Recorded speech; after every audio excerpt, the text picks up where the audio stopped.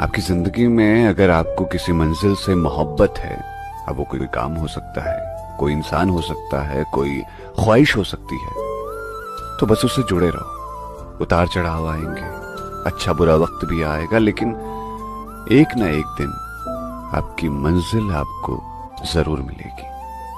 बस हारना। अपमान ही गोष्ट कशी आहे, मी आता नवीन मुलांना सांगतो, सहन करण्याची शक्ती म्हणजे अपमान ज्याला जास्त सहन करता येईल तो जास्त यशस्वी होईल। हे एक वन ऑफ द क्वालिफिकेशन्स आहे।